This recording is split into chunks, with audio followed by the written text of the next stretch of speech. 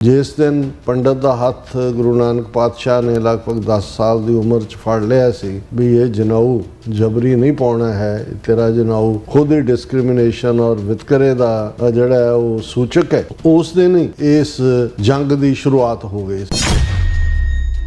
उन्होंने 37 वरियां बाद 47 तो जून का पहला हफ्ता गुरु अर्जन साहब का शहीदी दिन, जिस शहादत तो साडी कौम शहीदां दी कौम दे सफ़र का आगाज़ करती है, तो उस दिन ही चुनिया कि असीं तुहानूं वो सबक सिखाना है कि भाई तुसीं तां पढ़दे सी राज करेगा खालसा, तुहानूं असीं ऐसी मार मारांगे कि याद करेगा खालसा।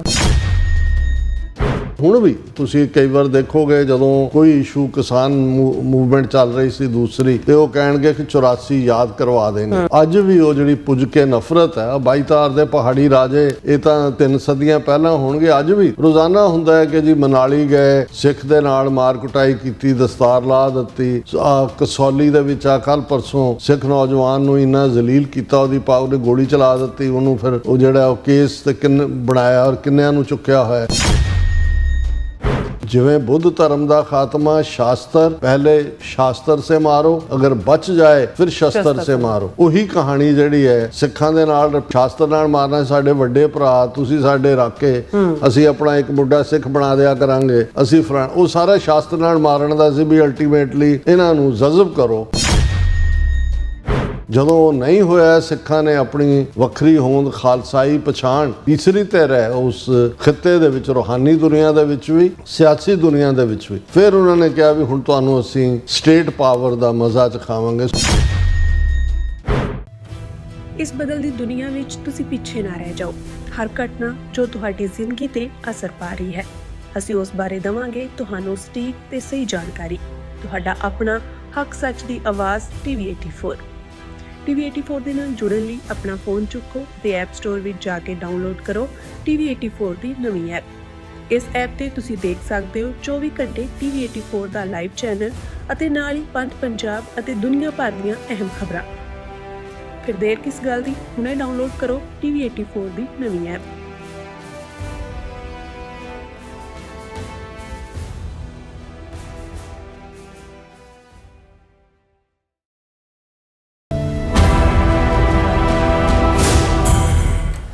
ਵਾਹਿਗੁਰੂ ਜੀ ਕਾ ਖਾਲਸਾ, ਵਾਹਿਗੁਰੂ ਜੀ ਕੀ ਫਤਿਹ। ਅਸਲਾਮ ਵਾਲੇਕਮ, ਆਦਾਬ, ਅਰਜ਼ ਮਹਾਂ। ਤੁਹਾਡੀ ਹੋਸਟ ਨੀਲਮ ਕੌਰ ਤੇ ਮੈਂ TV84 ਸਾਰੇ ਦਰਸ਼ਕਾਂ ਤੇ ਸਰੋਤਿਆਂ ਨੂੰ ਜੀ ਆਇਆਂ ਕਹਿੰਦੀ ਆ ਪ੍ਰੋਗਰਾਮ ਸੱਚੋ ਸੱਚ ਵਿੱਚ, ਜਿਹੜੇ ਇਸ ਪ੍ਰੋਗਰਾਮ ਨਾਲ ਦੇਸ਼ਾਂ ਵਿਦੇਸ਼ਾਂ ਤੋਂ ਜੁੜ ਚੁੱਕੇ ਨੇ। ਖਾਲਸਾ ਅਫੇਅਰ ਸੈਂਟਰ ਦੇ ਸੰਚਾਲਕ ਡਾਕਟਰ ਅਮਰਜੀਤ ਸਿੰਘ ਜੀ ਸਟੂਡੀਓ 'ਚ ਮੇਰੇ ਨਾਲ ਸ਼ਾਮਲ ਨੇ। ਉਹਨਾਂ ਨਾਲ ਗੱਲਬਾਤ ਕਰਕੇ ਅੱਜ ਦੇ ਅਹਿਮ ਇਸ਼ੂਜ਼ ਪਰ ਉਹਨਾਂ ਤੋਂ ਉਹਨਾਂ ਦਾ ਤਬਸਰਾ ਜਾਣਦੇ ਹਾਂ। ਜੀ ਡਾਕਟਰ ਸਾਹਿਬ, ਵਾਹਿਗੁਰੂ ਜੀ ਕਾ ਖਾਲਸਾ, ਵਾਹਿਗੁਰੂ ਜੀ ਕੀ ਫਤਿਹ। ਹਾਂ ਜੀ ਨੀਲਮ ਕੌਰ ਜੀ, ਤੁਹਾਨੂੰ ਵੀ ਤੇ ਦੁਨੀਆ ਭਰ 'ਚ ਬੈਠੇ ਸਾਡੇ ਬਹੁਤ ਹੀ ਪਿਆਰੇ, ਸੋਹਣੇ, ਸਿਆਣੇ, ਸੁਨੱਖੇ TV84 ਦੇ ਦਰਸ਼ਕਾਂ ਨੂੰ ਵੀ ਵਾਹਿਗੁਰੂ ਜੀ ਕਾ ਖਾਲਸਾ, ਵਾਹਿਗੁਰੂ ਜੀ ਕੀ ਫਤਿਹ। ਸਾਡੇ ਬਹੁਤ ਹੀ ਪਿਆਰੇ ਮੁਸਲਮਾਨ ਭੈਣਾਂ ਭਰਾਵਾਂ ਨੂੰ ਅਸਲਾਮ ਅਲੈਕਮ। ਗੰਗਾ ਜਮਨੀ ਤਹਿਜ਼ੀਬ ਦੇ ਹਿੰਦੂ ਤਵੀਆਂ ਨੂੰ ਨਮੋ ਨਮੇ ਤੇ ਹੋਰ ਸਭ ਵੀਰਾਂ ਭੈਣਾਂ ਨੂੰ ਆਦਾਬ ਅਰਜ਼। ਜੀ ਡਾਕਟਰ ਸਾਹਿਬ, ਜੀ ਆਇਆਂ ਨੂੰ ਪ੍ਰੋਗਰਾਮ ਸੱਚੋ ਸੱਚ ਵਿੱਚ। ਬਹੁਤ ਮਿਹਰਬਾਨੀ ਜੀ ਡਾਕਟਰ ਸਾਹਿਬ, ਅੱਜ 3 ਜੂਨ 2026 20 ਜੇਠ ਨਾਨਕਸ਼ਾਹੀ ਸੰਮਤ 558 ਦਾ ਦਿਨ ਹੈ। ਤੇ ਡਾਕਟਰ ਸਾਹਿਬ, ਪ੍ਰੋਗਰਾਮ ਸ਼ੁਰੂ ਕਰਨ ਤੋਂ ਪਹਿਲਾਂ ਅਸੀਂ ਆਪਣੇ ਦਰਸ਼ਕਾਂ ਤੇ ਸਰੋਤਿਆਂ ਨੂੰ ਹਮੇਸ਼ਾ ਤਰ੍ਹਾਂ ਦੱਸਦੇ ਵਿਊਅਰਸ ਆ, ਜੇ ਤੁਸੀਂ ਹੱਕ ਸੱਚ ਇਨਸਾਫ ਤੇ ਪੈਰਾ ਦਿੰਦਾ ਇੱਕੋ ਇੱਕ ਚੈਨਲ TV84 ਨੂੰ ਦੇਖਣਾ ਚਾਹੁੰਦੇ ਹੋ ਤਾਂ ਤੁਸੀਂ ਦੇਖ ਸਕਦੇ Spectrum cable, RCN cable, work firm Canada, roku, Jadoo box, ਸ਼ਾਵਾ, ਫੇਸਬੁੱਕ TV84 ਦੀ ਐਪ ਰਾਹੀਂ online streaming and IP box ਤੇ ਤੁਸੀਂ TV84 ਨੂੰ ਦੇਖ ਸਕਦੇ ਹੋ। ਵਿਊਅਰਸ, ਜੇ ਤੁਸੀਂ TV84 ਨਾਲ ਜਾਂ ਪ੍ਰੋਗਰਾਮ ਸੱਚੋ ਸੱਚ ਨਾਲ ਫੇਸਬੁੱਕ ਰਾਹੀਂ ਜੁੜੇ ਤਾਂ ਇਸ ਤੋਂ ਵੱਧ ਲਾਈਕ ਕਰੋ ਤੇ ਸ਼ੇਅਰ ਕਰੋ ਅਤੇ ਨਾਲ ਹੀ YouTube ਤੇ ਸਬਸਕ੍ਰਾਈਬ ਵੀ ਕਰੋ। ਇਹ ਵੀ ਦੱਸ ਦਿਓ ਕਿ ਤੁਸੀਂ TV84 ਦੀ ਐਪ ਨੂੰ ਐਂਡਰੋਇਡ ਸਟੋਰ ਤੇ ਡਾਊਨਲੋਡ ਕਰਕੇ ਜੋ TV84 ਦੀ ਲਾਈਵ ਸਟ੍ਰੀਮ ਹੈ ਇਸ ਨੂੰ ਤੁਸੀਂ 24 ਆਵਰਸ ਦੇਖ ਸਕਦੇ ਹੋ। ਸੋ ਵਿਊਅਰਸ, ਪ੍ਰੋਗਰਾਮ ਦੀ ਸ਼ੁਰੂਆਤ ਕਰਨ ਜਾ ਰਹੇ ਹਾਂ ਅੱਜ ਦੀ ਸਪਾਂਸਰਸ਼ਿਪ ਦੇ ਨਾਲ ਕਿ ਅੱਜ ਦੇ ਪ੍ਰੋਗਰਾਮ ਸੱਚੋ ਸੱਚ ਨੂੰ ਸਪਾਂਸਰ ਕੀਤਾ ਗਿਆ ਹੈ ਵਰਜੀਨੀਆ ਤੋਂ ਸਰਦਾਰ ਬਲਵਿੰਦਰ ਸਿੰਘ ਚੱਠਾ ਜੀ ਵੱਲੋਂ। ਸੋ ਇਹ TV84 ਦੇ ਜਿਹੜੇ ਫੈਮਿਲੀ ਮੈਂਬਰ ਨੇ, ਉਹ ਪੱਕੇ ਸਪੋਰਟਰ ਨੇ, ਖਾਲਸਾ ਦੀ ਹਮਾਇਤ ਕਰਦੇ ਨੇ। ਸੋ ਅੱਜ ਦੀ ਸਪਾਂਸਰਸ਼ਿਪ ਲਈ ਅਸੀਂ ਸਰਦਾਰ ਬਲਵਿੰਦਰ ਸਿੰਘ ਚੱਠਾ ਜੀ ਦਾ ਤਹਿ ਦਿਲ ਤੋਂ ਧੰਨਵਾਦ ਕਰਦੇ ਹਾਂ।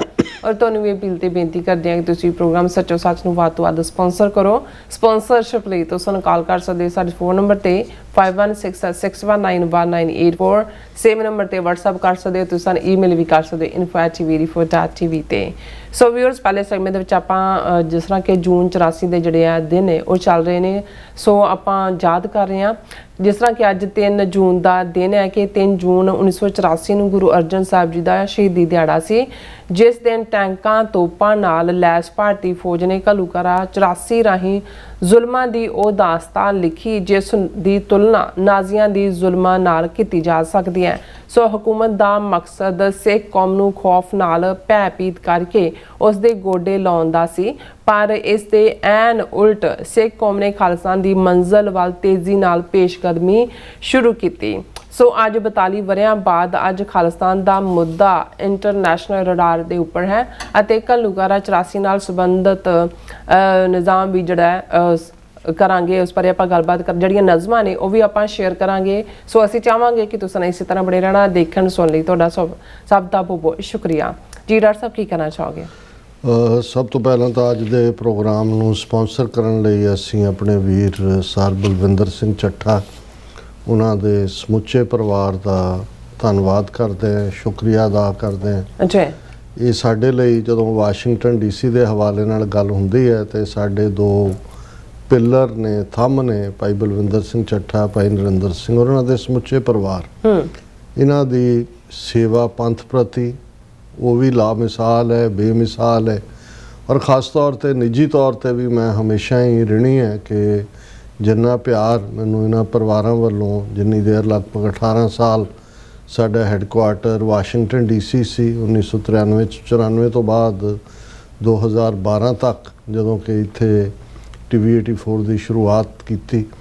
ਔਰ ਇਹਨਾਂ ਸਾਰੇ ਵਰਿਆਂ 'ਚ ਹੁਣ ਬੇਸ਼ੱਕ 13-14 ਸਾਲ ਮੈਨੂੰ ਨਿਊਯਾਰਕ ਦੇ ਵਿੱਚ ਜ਼ਿਆਦਾ ਵਕਤ ਗੁਜ਼ਰਦਾ, ਪਰ ਜਿਹੜਾ ਪੰਥਕ ਏਜੰਡਾ ਹੈ ਉਸ ਨੂੰ ਉਵੇਂ ਹੀ ਇਹ ਦੋਵੇਂ ਵੀਰ, ਇਹਨਾਂ ਦੇ ਪਰਿਵਾਰ ਜਿਹੜੇ ਨੇ ਖਾਲਿਸਤਾਨ ਦਾ ਝੰਡਾ ਲੈ ਕੇ ਆਪਣੀ ਮੰਜ਼ਿਲ ਵੱਲ ਵਧਣ ਵਾਲੇ ਪ੍ਰੋਗਰਾਮਾਂ ਨੂੰ ਅੱਗੋਂ ਦੀ ਲੀਡ ਕਰਦੇ ਨੇ, ਜਿਹਨੂੰ ਕਹਿੰਦੇ ਨੇ ਲੀਡਿੰਗ ਫਰੋਮ ਦਾ ਫਰੰਟ। ਹੁਣ ਵੀ ਜਦੋਂ ਅਸੀਂ ਗੱਲਬਾਤ ਕਰ ਰਹੇ ਹਾਂ ਪੂਰੇ ਜ਼ੋਰ ਨਾਲ ਲੱਗੇ ਹੋਏ ਨੇ, ਕਿਉਂਕਿ ਕੱਲ੍ਹ US ਸੈਨੇਟ ਦੇ ਵਿੱਚ ਘੱਲੂਘਾਰਾ 84 ਦੇ ਸ਼ਹੀਦਾਂ ਦੀ ਯਾਦ ਤੇ America the foundation declaration of independence ਦੇ 250 ਸਾਲ ਪੂਰੇ ਹੋਣ ਦੀ ਅਰਦਾਸ ਹੋਣੀ ਹੈ। ਔਰ 6 ਜੂਨ ਜਿਹੜਾ ख़ास ਤੌਰ ਤੇ ਪਰਸੋਂ, ਜਦੋਂ ਕਿ ਇੱਕ ਵੱਡਾ protest Khalistan rally Indian embassy ਦੇ ਬਾਹਰ ਹੋਣ ਜਾ ਰਹੀ ਹੈ, ਸੋ ਆਲਰੇਡੀ ਉਹਨਾਂ ਨੇ ਗੁਰਦੁਆਰਾ ਸਿੰਘ ਸਭਾ ਬ੍ਰੈਡਿਕ ਰੋਡ ਦੇ ਬਾਹਰ ਟੈਂਟ ਵੀ ਲਾਇਆ ਹੈ। ਪਿਛਲੇ ਕਈ ਦਿਨਾਂ ਤੋਂ ਥਾਂ ਥਾਂ ਤੇ ਜਾ ਕੇ ਪੋਸਟਰ ਔਰ ਦੂਸਰੇ ਦੇ ਨਾਲ ਜਾਣਕਾਰੀ ਦਿੰਦੇ ਨੇ ਜੀ। ਸੋ ਆਸਟ੍ਰੇਲੀਆ ਦੇ ਵਿੱਚ ਵੀ ਉਹਨਾਂ ਦੇ ਪਰਿਵਾਰ ਦੀ ਜਿਹੜੀ ਪਾਰਟਿਸਿਪੇਸ਼ਨ ਪ੍ਰੋਪਰ ਪੂਰੇ ਤੌਰ ਤੇ ਕਾਜ਼ ਦੇ ਨਾਲ ਹੈ। ਸੋ ਅਸੀਂ ਸਤਿਗੁਰੂ ਦੇ ਚਰਨਾਂ 'ਚ ਅਰਦਾਸ ਕਰਦੇ ਹਾਂ ਕਿ ਮਹਾਰਾਜ ਉਹਨਾਂ ਨੂੰ ਇਵੇਂ ਹੀ ਹਿੰਮਤ, ਉਤਸ਼ਾਹ ਔਰ ਇਹੀ ਡੈਡੀਕੇਸ਼ਨ ਜਿਹੜੀ ਹੈ ਬਖਸ਼ਣ, ਔਰ ਹੱਥੀਂ ਕੰਮ ਕਰਨ ਦਾ। ਮੈਂ ਜਦੋਂ ਚੱਠਾ ਸਾਹਿਬ ਵੱਲ ਦੇਖਦਾ ਤੇ ਡਾਕਟਰ ਰਣਜੀਤ ਸਿੰਘ, ਜਿਵੇਂ ਕਿਤੇ ਵੀ ਪ੍ਰੋਟੈਸਟ ਹੈ ਸਭ ਤੋਂ ਪਹਿਲਾਂ ਬੋਰਡ ਰੱਖੇ ਹੋਏ ਨੇ, ਪੋਸਟਰ ਨੇ, ਸਾਰਾ ਸਮਾਨ ਜਾ ਕੇ ਪਹਿਲਾਂ ਉੱਥੇ ਖਲੋਤੇ ਹੋਣਾ, ਪਹੁੰਚਾਉਣਾ, ਫਿਰ ਸਭ ਤੋਂ ਅਖੀਰ 'ਚ ਜਾਣਾ, ਸਾਰੀਆਂ ਚੀਜ਼ਾਂ ਇਕੱਠੀਆਂ ਕਰਨੀਆਂ ਨੇ ਜਾਂ ਦੂਜਾ। ਔਰ ਕੋਈ ਇਸ ਗੱਲ ਦਾ ਨਹੀਂ ਹੈ ਕਿ ਭਾਈ ਅਸੀਂ ਵੱਡੇ ਹੈ ਜਾਂ ਅਸੀਂ ਧਨਵਾਨ ਹੈ ਜਾਂ ਅਸੀਂ ਰਿਸੋਰਸਫੁਲ ਹੈ ਔਰ ਅਸੀਂ ਇਹ ਛੋਟਾ ਕੰਮ ਕਿਉਂ ਕਰੀਏ। ਇਹਨੂੰ, ਜਿਹਨੂੰ ਤੁਸੀਂ ਜਨੂਨ ਜਾਂ ਇਸ਼ਕ ਕਹਿੰਦੇ ਹੋ, ਉਸ ਦੇ ਨਾਲ ਇਹ ਰੰਗੇ ਹੋਏ ਨੇ। ਸੋ ਮਹਾਰਾਜ ਇਹਨਾਂ ਨੂੰ ਚੜ੍ਹਦੀ ਕਲਾ ਦੇ। ਔਰ ਅੱਜ ਦਾ ਕਿਉਂਕਿ 3 ਜੂਨ ਦਾ ਪ੍ਰੋਗਰਾਮ ਵੀ, ਜਿਹੜਾ ਦਿਨ ਵੀ ਸਪੈਸੀਫਿਕ ਹੈ, ਜਿਵੇਂ ਤੁਸੀਂ ਮੈਂਸ਼ਨ ਕੀਤਾ ਕਿ 42 ਵਰੇ ਪਹਿਲਾਂ ਜਦੋਂ ਕਿ ਫੌਜ ਨੇ ਬੇਸ਼ੱਕ ਘੇਰਾਬੰਦੀ ਮਈ ਦੇ ਅਖੀਰਲੇ ਹਫ਼ਤੇ ਸ਼ੁਰੂ ਹੋ ਗਈ ਸੀ, ਅਸੀਂ ਕੱਲ੍ਹ ਦੇ ਪ੍ਰੋਗਰਾਮ 'ਚ ਥੋੜ੍ਹਾ ਵੇਰਵਾ ਦਿੱਤਾ ਸੀ। 1 ਜੂਨ ਨੂੰ ਜਿਹੜਾ CRPF ਨੇ ਅੰਦਰਲੇ ਮੋਰਚਿਆਂ ਦੀ ਪੋਜੀਸ਼ਨ ਜਾਣਨ ਲਈ ਗੋਲੀਆਂ ਦੀ ਵਿਛਾੜ ਕੀਤੀ, ਲੇਕਿਨ ਮਕਸਦ ਉਹਨਾਂ ਦਾ ਫੁੱਲ ਸਕੇਲ ਜਿਹੜਾ ਹਮਲੇ ਦਾ ਸੀ ਉਹ 3 ਜੂਨ ਨੂੰ, ਕਿਉਂਕਿ 3 ਜੂਨ ਗੁਰੂ ਅਰਜਨ ਸਾਹਿਬ ਦਾ ਸ਼ਹੀਦੀ ਦਿਨ ਸੀ 42 ਵਰੇ ਪਹਿਲਾਂ। ਉਦੋਂ ਬਿਕਰਮੀ ਕੈਲੰਡਰ ਦੇ ਨਾਲ ਕੈਲਕੂਲੇਸ਼ਨ ਹੁੰਦੀ ਸੀ, ਉਸ ਵਰੇ 'ਚ 3 ਜੂਨ ਨੂੰ ਸੀ। ਹੁਣ ਜਦੋਂ ਤੋਂ ਮੂਲ ਨਾਨਕਸ਼ਾਹੀ ਕੈਲੰਡਰ 2003 ਪੰਥ ਨੇ ਸਾਹਮਣੇ ਲਿਆਂਦਾ। ਇਹ ਵੱਖਰੀ ਗੱਲ ਹੈ ਕਿ ਸੋਧਾਂ ਦੇ ਨਾਂ ਥੱਲੇ ਉਸ ਨੂੰ ਜਿਹੜਾ ਹੈ ਉਹ ਅਸ਼ੁੱਧ ਕਰ ਦਿੱਤਾ ਗਿਆ।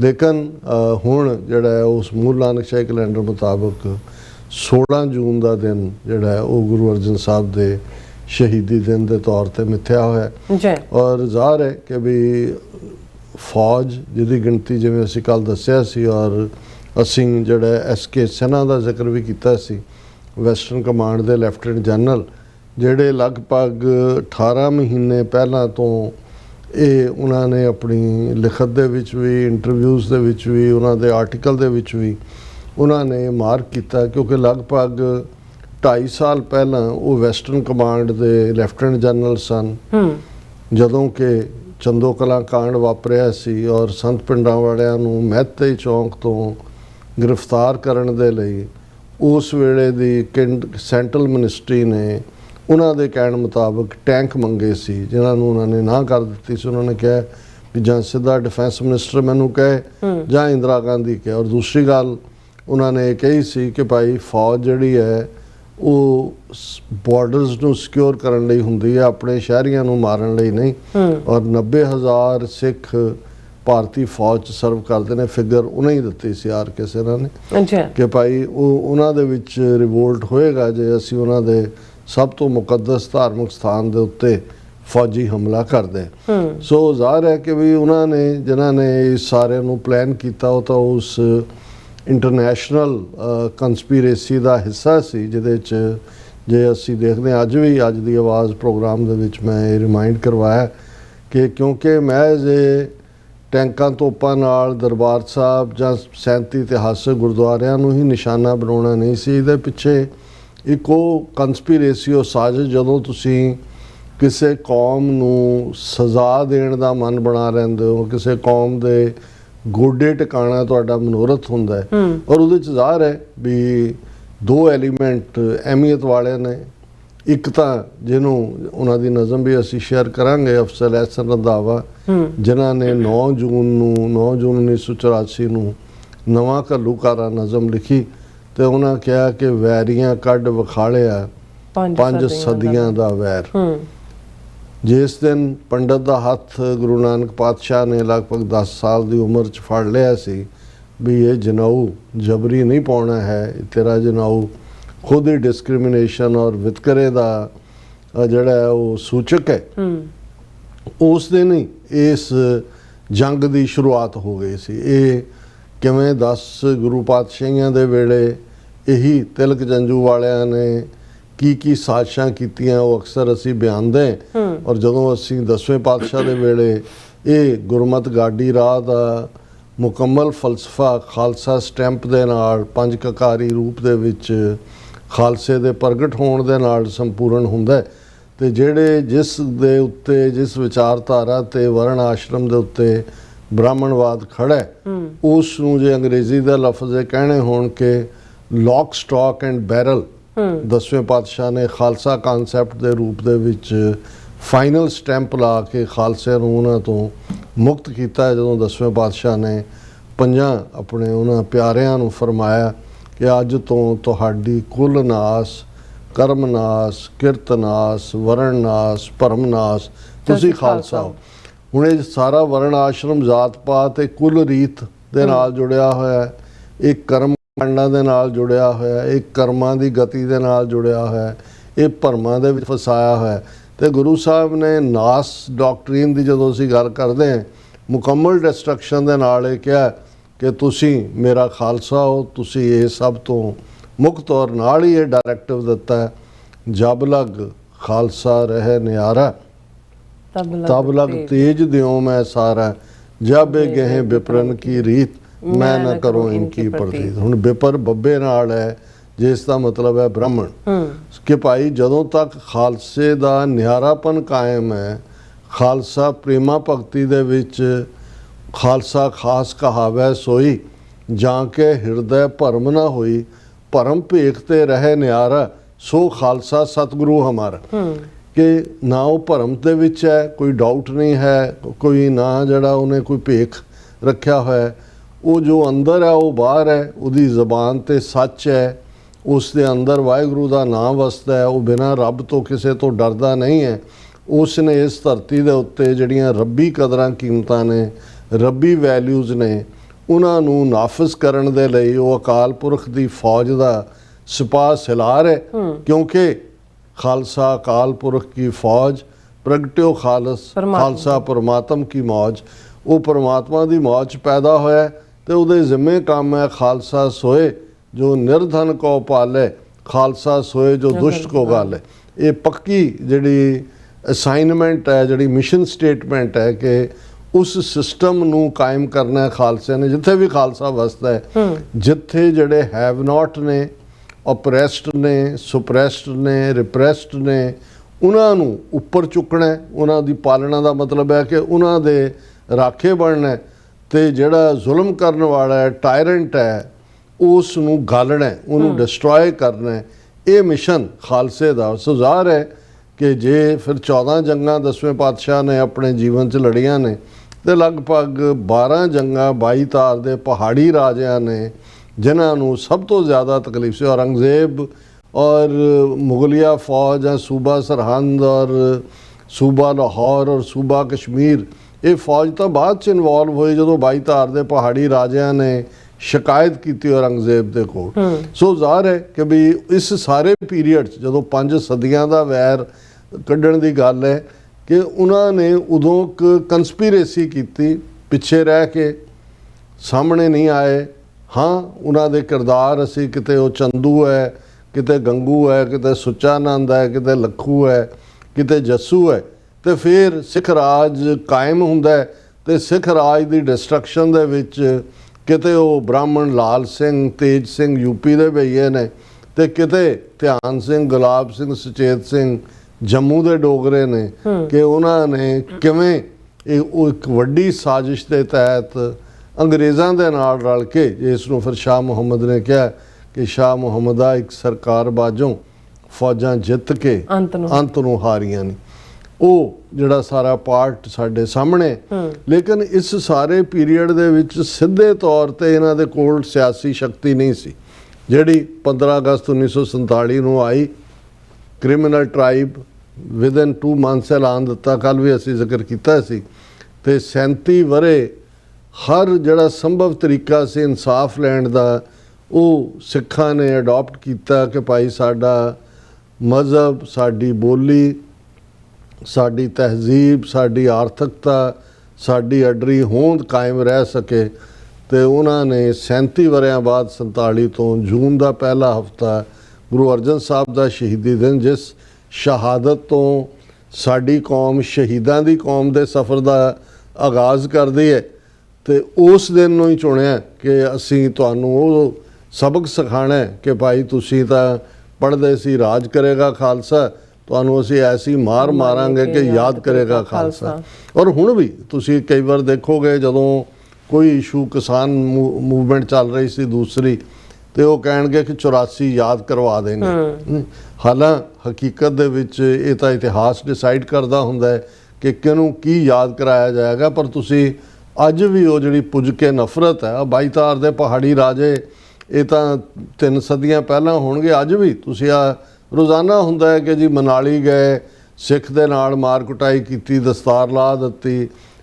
ਕਸੌਲੀ ਦੇ ਵਿੱਚ ਆ ਕੱਲ੍ਹ ਪਰਸੋਂ ਸਿੱਖ ਨੌਜਵਾਨ ਨੂੰ ਇੰਨਾ ਜ਼ਲੀਲ ਕੀਤਾ, ਉਹਦੀ ਉਹਨੇ ਗੋਲੀ ਚਲਾ ਦਿੱਤੀ, ਉਹਨੂੰ ਫਿਰ ਉਹ ਜਿਹੜਾ ਉਹ ਕੇਸ ਤੇ ਬਣਾਇਆ ਔਰ ਕਿੰਨਿਆਂ ਨੂੰ ਚੁੱਕਿਆ ਹੋਇਆ ਬਾਰ-ਬਾਰ ਜਿਹੜਾ। ਔਰ ਉਹਨਾਂ ਨੇ ਟੈਕਸ ਲਾਇਆ ਹੋਇਆ ਵੀ ਪੰਜਾਬ ਤੋਂ ਜਿਹੜੀ ਗੱਡੀ ਇੱਧਰ ਆਏਗੀ ਉਹਨੂੰ ਇੰਨਾ ਲਾਏਗਾ। ਉੱਥੇ ਨਿਹੰਗ ਸਿੰਘਾਂ ਨੇ ਕੀਰਤਪੁਰ ਸਾਹਿਬ ਦੇ ਨੇੜੇ ਮੋਰਚਾ ਲਾਇਆ, ਉਹਨਾਂ ਨੇ ਕਿਹਾ ਹਿਮਾਚਲ 'ਚੋਂ ਜਿੰਨੀਆਂ ਗੱਡੀਆਂ ਆਉਂਦੀਆਂ ਉਹਨਾਂ ਤੋਂ ਖਾਲਸਾ ਟੈਕਸ ਇਕੱਠਾ ਕਰੇਗਾ। ਸੋ ਕਹਿਣ ਦਾ ਮਤਲਬ ਇਹ ਹੈ ਕਿ ਵੀ ਇਸ ਸਾਰੇ ਪੀਰੀਅਡ 'ਚ ਇੱਕ ਤਾਂ ਇਹ ਜਿਹੜੀ ਹਿਸਟੋਰੀਕਲ ਐਨਿਮਿਟੀ ਜਿਵੇਂ ਜਿਹੜੀ ਬ੍ਰਾਹਮਣ ਨੇ ਬੋਧੀਆਂ ਦੇ ਨਾਲ ਪੁਗਾਈ, ਬੁੱਧ ਧਰਮ ਜਿਹਨੇ ਵਰਣ ਆਸ਼ਰਮ ਬ੍ਰਾਹਮਣ ਦੀ ਸਰਵਉੱਚਤਾ ਨੂੰ ਚੈਲੰਜ ਕੀਤਾ ਸੀ, ਉਹਨੂੰ ਬੁੱਧ ਨੂੰ ਕਦੇ ਮੁਆਫ ਨਹੀਂ ਕੀਤਾ। ਔਰ ਇਸੇ ਲਈ ਅਲਾਮਾ ਇਕਬਾਲ ਨੇ ਕਿਹਾ ਕਿ ਬ੍ਰਾਹਮਣ सरशार है अब तक मैं पिदार में शमाए गौतम जल रही है महफिल अग्यार में।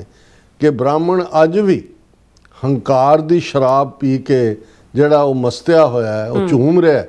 और शमाए गौतम, गौतम दी शमा उसका मैसेज जड़ा आशकार उसने किया, जो जिंदगी का राज था, जड़ा सीक्रेट ऑफ लाइफ सी, वो महफिल अग्यार गैरां दी महफिल दे विच दूर दराडे वो वियतनाम, थाईलैंड और जापान और चाइना और इंडो चाइना उत्थों उन्होंने सफाया किया।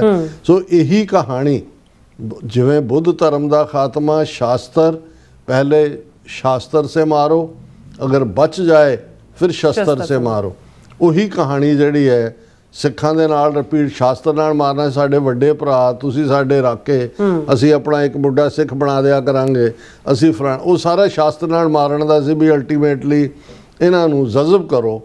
जदों नहीं होया, सिखां ने अपनी वखरी होंद खालसाई पछाण जिहड़ा कि न्यारा है हिंदू मुसलमान दोनों दे नालों तीसरी धिर है उस खिते दे विच, रूहानी दुनिया दे विच भी सियासी दुनिया दे विच भी, फिर उन्होंने कहा भी हुण तुहानूं असीं स्टेट पावर दा मज़ा चखावांगे। सो एक रीज़न तो जिहड़ा वो बिल्कुल जिहड़ा, और ये जिहड़ी 42 सालां तो चल रही इंडियन स्टेट दी टोटल वॉर है, इहदे विच तुसीं देखोगे कि मेजोरिटी हिंदू, भावें असीं कहण नूं ये कहंदे आ जी बैकवर्ड क्लास, OBC, दूजे ब्राह्मण तो सिर्फ 3.5% रह जाते हैं। ऑफ कोर्स ये गल नंबर गलत नहीं ने, लेकिन ਜਿਹੜੇ ਆ ਸਾਰੇ ਜਿਨ੍ਹਾਂ ਨੂੰ schedule caste, schedule tribe, BC, OBC, ਉਹ ਤਾਂ ਉਹਨਾਂ ਦੀਆਂ ਉਂਗਲਾਂ ਤੇ ਨੱਚਦੇ ਨੇ।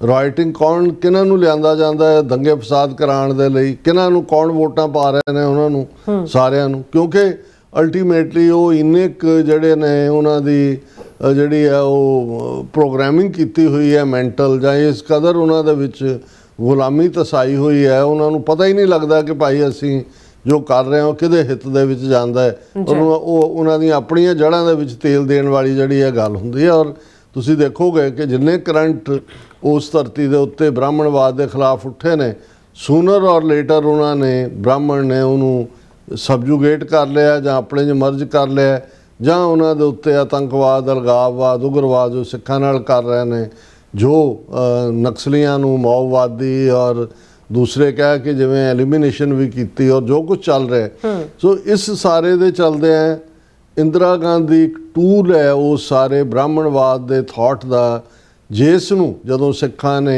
जदों असीं इंटरनेशनल कंस्पिरेसी की गल करते हैं, देखना होएगा कि सोवियत यूनियन 1979 दे विच अफगानिस्तान च आके बैठ जाता है।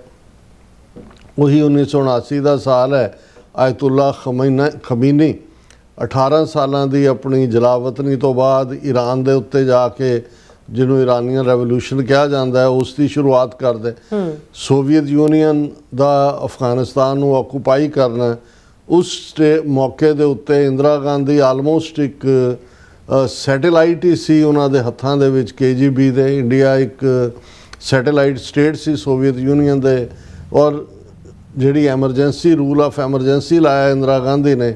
बाकी भारत तो सुसरी वांग सौंग है, लेकिन सिखा ने लगभग 18-19 महीने मोर्चा लाया, 40,000 तो ज़्यादा सिखा ने गिरफ्तारियां दित्तियां। जदों वापस उन्होंने जिहड़ा वो एमरजेंसी ख़त्म करनी पई, चोणां हुईयां, फिर मोरारजी देसाई प्राइम मिनिस्टर बनया। हालांकि उन्हें भी नरकधारियों के नाल टकरा जिहड़ा 13 अप्रैल 1978 का साका अमृतसर है ਉਹਦੇ ਪੀਰੀਅਡ 'ਚ ਵਾਪਰਿਆ। ਪਰ ਜਦੋਂ ਇੰਦਰਾ ਗਾਂਧੀ ਵਾਪਸ ਆਈ, ਦਸਾਈ ਦੀ ਸਰਕਾਰ ਦੂਸਰੀਆਂ ਥੋੜ੍ਹੀ ਚਿਰ ਚੱਲੀਆਂ, 1980 ਤੱਕ ਭਾਵੇਂ ਜਦੋਂ ਇੰਦਰਾ ਗਾਂਧੀ ਵਾਪਸ ਆਈ, ਤੇ ਫਿਰ ਇਹ ਜਿਹੜਾ ਸਾਰਾ ਜਿਹੜਾ ਪਲਾਟ ਹੈ, ਜਿਹੜਾ ਕਿ ਜੂਨ ਦੇ ਪਹਿਲੇ ਹਫਤੇ ਜਿਸ ਨੂੰ ਪ੍ਰੈਕਟੀਕਲ ਸ਼ੇਪ ਦਿੱਤੀ ਗਈ, ਇਹ ਪਲਾਟ ਲਿਖਿਆ ਗਿਆ। ਇਸ ਦੇ ਵਿੱਚ KGB ਦੀ ਇਨਵੋਲਵਮੈਂਟ, ਇਸ ਦੇ ਵਿੱਚ ਓਬਵੀਅਸਲੀ ਇੰਡੀਅਨ ਏਜੰਸੀ ਜਿਹੜੀ ਐਜ਼ ए फ्रंट, ਉਹਦੇ 'ਚ ਵੀ ਉਹਨਾਂ ਨੇ ਇੱਕ ਥਰਡ ਏਜੰਸੀ ਕ੍ਰੀਏਟ ਕੀਤੀ, ਜਿਹਦੇ ਬਾਰੇ ਹੁਣ ਬਹੁਤ ਸਾਰੇ, ਔਰ ਈਵਨ ਮਾਰਗਰੇਟ ਥੈਚਰ UK ਦੀ ਪ੍ਰਾਈਮ ਮਿਨਿਸਟਰ, ਜਿਸ ਨੂੰ ਫਰਵਰੀ 1984 ਦੇ ਵਿੱਚ ਇੰਦਰਾ ਗਾਂਧੀ ਚਿੱਠੀ ਲਿਖ ਕੇ ਮਦਦ ਮੰਗਦੀ ਹੈ। MI6 ਦੇ ਆਫੀਸਰ ਜਾਂਦੇ ਨੇ, ਰੇਕੀ ਕਰਦੇ ਨੇ। ਇਜ਼ਰਾਈਲ ਦੇ ਨਾਲ ਜਿਸ ਕਿਸਮ ਦੇ ਸਬੰਧ ਨੇ ਹੁਣ ਇਹ ਵੀ ਸਾਹਮਣੇ ਆਉਂਦਾ ਹੈ। ਮੋਸਾਦ, ਫਿਰ ਜਿਹੜੀ ਇੰਡੋ ਤਿਬਤਨ ਬਾਰਡਰ ਫੋਰਸ ਜਾਂ ਬਾਰਡਰ ਪੁਲਿਸ ਹੁਣ ਉਹਨੂੰ ਕਈ ਵਾਰੀ ਕਹਿੰਦੇ ਨੇ, ਉਹਦੇ ਥੱਲੇ ਉਹਨਾਂ ਦੇ ਐਲੀਟ ਯੂਨਿਟਸ ਔਰ ਉਹ ਸਾਰੇ, ਔਰ ਈਵਨ ਇਸ ਸਾਰੇ ਦਾ ਕਿ ਭਾਈ ਇਹ ਲਗਭਗ ਈਵਨ ਜਦੋਂ ਅਸੀਂ RK ਸਿਨਹਾ ਦਾ ਕੱਲ੍ਹ ਵੀ ਜ਼ਿਕਰ ਕੀਤਾ ਸੀ ਉਸ ਦੇ ਇੰਟਰਵਿਊ ਦਾ, ਤੇ ਉਸ ਨੇ 30 ਮਹੀਨੇ ਪਹਿਲਾਂ, ਯਾਨੀ 2.5 ਸਾਲ ਪਹਿਲਾਂ ਇਹ ਟੈਂਕ ਮੰਗਣ ਦੀ ਗੱਲ ਜਿਹੜੀ ਉਹਨੇ ਡਿਨਾਈ ਕੀਤੀ। ਉਹਨੇ ਇੰਦਰਾ ਗਾਂਧੀ ਨੇ ਟੋਕ ਕੇ ਦੇਖ ਲਿਆ ਕਿ ਵੀ ਇਹ ਆਖੇ ਨਹੀਂ ਲੱਗੇਗਾ। ਉਹ ਸੀਨੀਅਰ ਮੋਸਟ ਜਨਰਲ ਸੀ, ਵੈਸਟਰਨ ਕਮਾਂਡ ਸਭ ਤੋਂ ਪਾਵਰਫੁਲ ਕਮਾਂਡ ਹੈ ਇਹਨਾਂ ਦੀ, ਔਰ ਹਮੇਸ਼ਾ ਇੱਕ ਕਾਈਂਡ ਆਫ ਪ੍ਰੈਸੀਡੈਂਟ ਹੀ ਰਿਹਾ ਕਿ ਜਿਹੜਾ ਵੈਸਟਰਨ ਕਮਾਂਡ ਦਾ ਆ ਕੇ ਲੈਫਟੀਨੈਂਟ ਜਨਰਲ ਲੱਗਦਾ ਸੀ ਉਹੀ ਅਲਟੀਮੇਟਲੀ ਫੌਜੀ ਜਨਰਲ ਹੁੰਦਾ ਸੀ। ਉਹਨੂੰ ਸੁਪਰਸੀਡ ਕਰਕੇ ਜਿਹੜਾ ਸੁੰਦਰਮ ਹੈ ਉਸ ਨੂੰ ਬਣਾਇਆ ਗਿਆ। ਹਾਲਾਂਕਿ ਇਹ ਵੱਖਰੀ ਕਹਾਣੀ ਹੈ ਕਿ ਬਾਅਦ 'ਚ ਉਹ ਕਿਵੇਂ ਉਹ ਜਿਹੜਾ ਉਹ ਰਿਗਰੈਟ ਹੀ ਨਹੀਂ ਕਿਵੇਂ ਉਹਦੀ ਘਰ ਵਾਲੀ ਦਾ ਇੰਟਰਵਿਊ ਸੀ ਕਿ ਜੂਨ 84 ਤੋਂ ਬਾਅਦ ਉਹਦੇ ਚਿਹਰੇ ਤੇ ਕਦੇ ਫਿਰ ਸਮਾਈਲ ਨਹੀਂ ਆਈ, ਉਹ ਮੌਤ ਦੇ ਖੌਫ ਦੇ ਵਿੱਚ ਹੀ ਰਿਹਾ। ਔਰ ਇਸ ਸਾਰੇ ਦੇ ਕਿਉਂਕਿ ਉਹ ਜੀਓਸੀਨ ਸੀ ਲੈਫਟੀਨੈਂਟ ਜਨਰਲ, ਲੇਕਿਨ ਜਨਰਲ ਵੈਦਿਆ ਜਿਸ ਨੂੰ ਫੁੱਲ ਫਲੈਜ ਜਨਰਲ ਲਾਇਆ ਗਿਆ, ਜਿਸ ਨੇ ਇਸ ਨੂੰ ਕੀਤਾ, ਉਹਨੂੰ ਸਾਡੇ ਵੀਰਾਂ ਨੇ ਭਾਈ ਹਰਜਿੰਦਰ ਸਿੰਘ ਜਿੰਦਾ, ਭਾਈ ਸੁਖਦੇਵ ਸਿੰਘ ਸੁੱਖਾ ਨੇ ਜਿਹੜਾ ਉਹ ਸਜ਼ਾ ਯਾਫਤਾ ਕੀਤਾ ਪੂਨੇ ਪਹੁੰਚ ਕੇ। ਔਰ ਮੈਂ ਕਿਉਂਕਿ ਕੁਝ ਮੁੱਖ ਜਿਹੜੇ ਇਸ ਜਨਰਲ SK ਸਿਨਹਾ ਦੇ ਕਾਮੈਂਟ ਨੇ ਜਾਂ ਉਹਨਾਂ ਦਾ ਇੰਟਰਵਿਊ ਨੇ ਡੀਟੇਲ 'ਚ ਤਾਂ ਮੈਂ ਨਹੀਂ ਜਾ ਸਕਾਂਗਾ, ਪਰ ਉਹਨਾਂ ਨੇ ਜਿਹੜੇ ਆਪਣੇ ਉਸ ਇੰਟਰਵਿਊ ਦੇ ਵਿੱਚ ਔਰ ਆਪਣੀ ਲਿਖਤ ਦੇ ਵਿੱਚ ਇਨਸਾਫ ਕੀਤੇ। ਉਹਦੇ 'ਚ ਉਹਨਾਂ ਨੇ ਕਿਹਾ ਕਿ ਭਾਈ ਇਹ ਜਿਹੜਾ ਆਲਰੇਡੀ ਇੰਦਰਾ ਗਾਂਧੀ ਨੇ 1982 ਵਿੱਚ ਜਿਹੜਾ ਉਹ ਫੌਜ ਦੇ ਕਮਾਂਡੋਆਂ ਨੇ ਦੂਨ ਘਾਟੀ 'ਚ ਚਕਰਾਤਾ ਫੌਜੀ ਕੈਂਪ ਦੇ ਨੇੜੇ ਹਮਲੇ ਦਾ ਅਭਿਆਸ ਸ਼ੁਰੂ ਕਰ ਦਿੱਤਾ ਸੀ। ਹੁਣ ਦੂਨ ਘਾਟੀ ਹੈ ਉੱਤਰਾਖੰਡ ਦੇ ਵਿੱਚ, ਚਕਰਾਤਾ ਥਾਂ ਹੈ ਜਿੱਥੇ ਪੂਰੇ ਕਮਾਂਡੋ ਇਸ ਕੰਮ ਲਈ ਟ੍ਰੇਨਡ ਕੀਤੇ ਜਾ ਰਹੇ ਸੀ। ਦਰਬਾਰ ਸਾਹਿਬ ਦਾ ਮਾਡਲ ਤਿਆਰ ਕਰਕੇ ਇਹ ਵੇ ਬੈਕ ਇਨ 1981 ਫਿਰ ਉਹਨਾਂ ਨੇ ਕਿਹਾ ਕਿ ਭਾਈ ਜਿੱਥੇ ਦਰਬਾਰ ਸਾਹਿਬ ਦਾ ਮਾਡਲ ਬਣਾਇਆ ਗਿਆ ਸੀ, ਫਿਰ ਇੱਕ ਹੋਰ ਜਗ੍ਹਾ ਸਰਮਾਵਾ ਖੇਤਰ ਦੇ ਵਿੱਚ ਕਮਾਂਡੋਜ਼ ਪਾਇਲਟ ਰਿਸਰਚ ਸੈਂਟਰ 'ਚ ਵੀ ਟ੍ਰੇਨਿੰਗ ਦਿੱਤੀ ਜਾ ਰਹੀ ਸੀ। ਫਿਰ ਇਸੇ ਤਰ੍ਹਾਂ ਜਮਨਾ ਵਿਖੇ ਜਿਹੜਾ ਉਹ ਹੈਲੀਕਾਪਟਰਾਂ ਨੂੰ ਗੰਨਾਂ ਨਾਲ ਲੈਸ ਕਰਕੇ ਜੰਗੀ ਜਹਾਜ਼ਾਂ ਵਿੱਚ ਬਦਲਿਆ ਜਾ ਰਿਹਾ ਸੀ। ਸੋ ਆਲਮੋਸਟ 2.5 ਸਾਲ ਪਹਿਲਾਂ ਤੋਂ ਇਹ ਸਪੈਸ਼ਲ ਕਮਾਂਡੋ ਸਪੈਸ਼ਲੀ ਜਿਹੜੀਆਂ ਨੇ ਈਵਨ ਹੈਲੀਕਾਪਟਰ ਜਿਹੜੇ ਨੇ ਉਹਨਾਂ ਦੇ ਉੱਤੇ ਗਨਸ ਜਿਹੜੀਆਂ ਨੇ ਉਹ ਤਾਇਨਾਤ ਕਰਕੇ ਉਹਨਾਂ ਨੂੰ ਲੈਸ ਔਰ ਪ੍ਰੋਪਰ ਜਿਹੜਾ ਕਿ ਭਾਈ ਕਮਾਂਡੋਆਂ ਨੇ ਕਿਵੇਂ ਦਰਬਾਰ ਸਾਹਿਬ ਜਾਣਾ।